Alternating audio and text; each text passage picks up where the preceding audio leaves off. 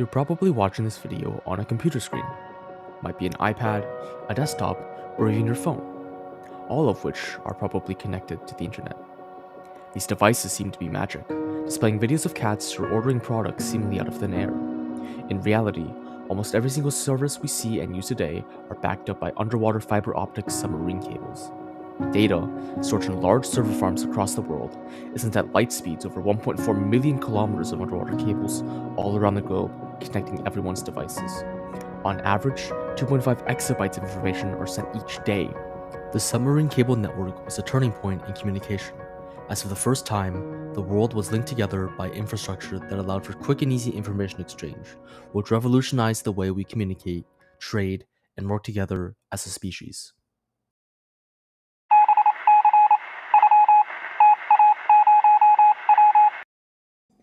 In 1844, Samuel Morse developed the Morse electrical telegraph. By attaching a stylus with an electromagnet, Morse was able to use electricity to make indents on a paper, which could then be translated through his Morse code. The machine was revolutionary, allowing messages to be sent almost instantaneously across long distances. With the help of Ezra Cornell, Morse connected the B&O Railroad Station in Baltimore, Maryland, to the U.S. Supreme Court. Following the great success, Cornell formed the Western Union, a company that constructed telegraph infrastructure all across the transcontinental United States. In 1861, Western Union operated around 44,000 miles of cable. Just 5 years later, in 1866, the company operated almost 100,000 miles of cable. These telegraph lines were crucial in westward expansion, allowing for news, economics, and transportation to flow smoothly. Breaking headlines could now be delivered daily. Price rises and falls could be sent accurately with the times, and the growing railroad industry could signal incoming and outgoing trains.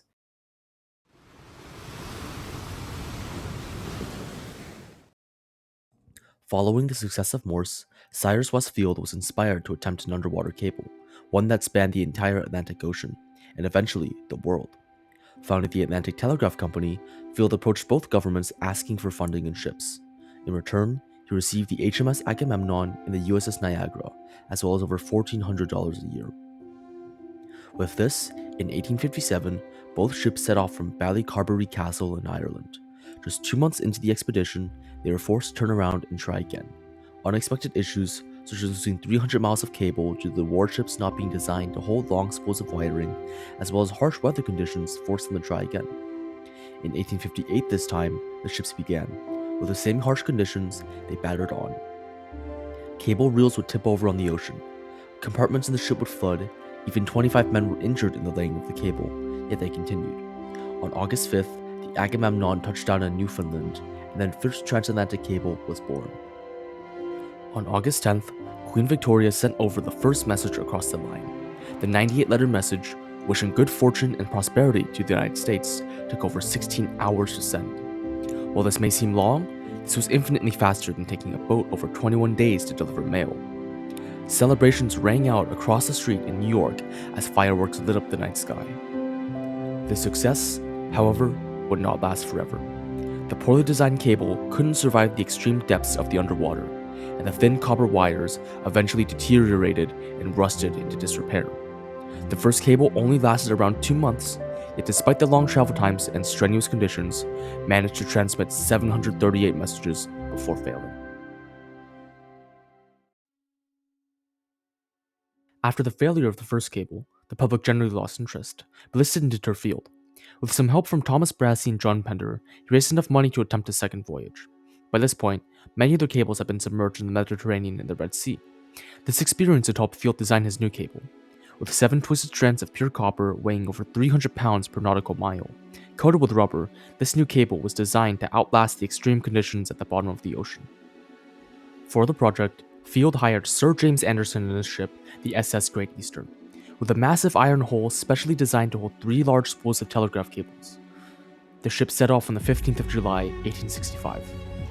Laying over 1,000 miles, the ship was soon cut short on the 2nd of August when the ship lost the cable and it fell into the sea.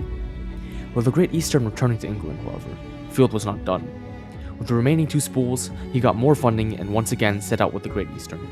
On the 13th of July, 1866, the SS Great Eastern set off again. This time, the project was a success, and the ship was able to make it across, establishing the second transatlantic cable. Following the great news, in August of 1866, many ships along with the Great Eastern set off to recover the lost cable by using a fishhook design on the bow, intended to try and fish the disconnected cable from the depths of the ocean. Using nautical maps and a lot of effort, the HMS Terrible and the grappler ship Albany managed to grab onto the cable, salvaging it. What seemed like a difficult task was accomplished quite simply. That is, until the cable slipped off the buoy in the middle of the night and it fell back into the sea. A rough back and forth was fought between the cable slipping, with the sailor even being thrown around when the cable disconnected and flung across the deck. This cable disconnected almost 10 times, falling off the buoy and back into the ocean. It took over 14 days for the SSS Great Eastern to finally recover the broken cable, and over 26 hours to reconnect it. Finally, on the 7th of September, the spliced cable was connected to create the third transatlantic cable.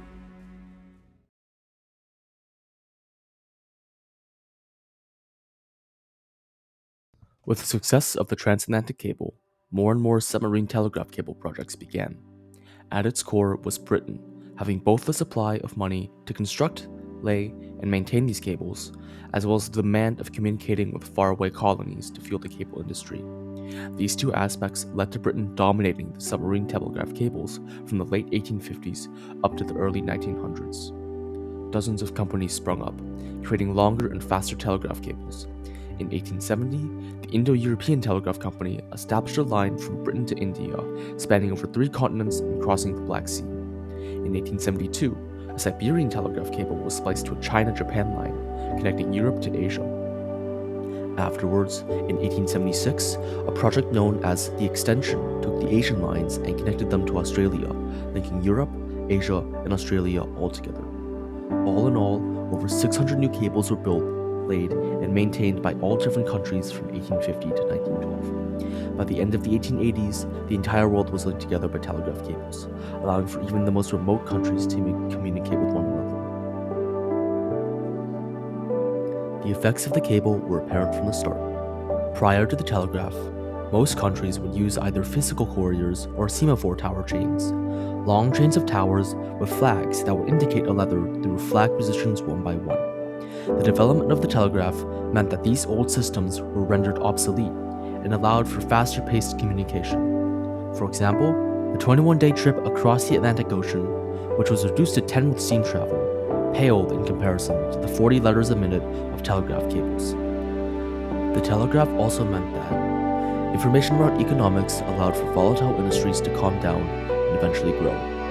At the time, the United States was completely cut off from London, the world's largest financial center. Any information that was sent from London would have to travel by steamship to the United States. However, with the submarine cables in place, prices and stocks could easily be sent back and forth. The first message across the second transatlantic cable was regarding stock prices. Other shipping industries also benefit from the cables. For thousands of years, traders had no idea the fate of their ships, or whether or not the cargo was being safely delivered and landed. With a submarine cable, traders could realistically understand the availability of goods and their pricings. For example, the cotton industry benefited significantly from the transatlantic cable. Raw cotton was often shipped from New York Harbor to London to be processed by textile mills. The prices would shift during the travels and would vary depending on the speed of the ship. With the telegraph cables, prices and demand could now be sent instantaneously, reducing backlogs and increasing prices. Nowadays, the effects of submarine cables are even more apparent. Over 750,000 miles of telegraph cables run throughout the world, funded by both governments and private companies such as Google and Microsoft. You might think your data is stored in the cloud. In reality, data is whizzing under the oceans. Over 99% of the world's data travels through these cables, connecting the many continents of the world. Modern technologies, such as LiDAR glass cables invented by Charles K. Kao, can boost transfer rates in newer cables, such as the Maria cable by Google, by up to 26.2 terabytes per second. These cables connect the world together. Without this fast communication, foreign countries would remain isolated and disconnected. But now, we are unified together as one through these cables for communication. From our technology, our scientific advancements, our biomedical discoveries, our economic benefits, the photos in the most hidden crevices of the internet, the websites that traffic more than 8 billion visits per day, all have benefited from the unsung heroes of the deep, the submarine cable.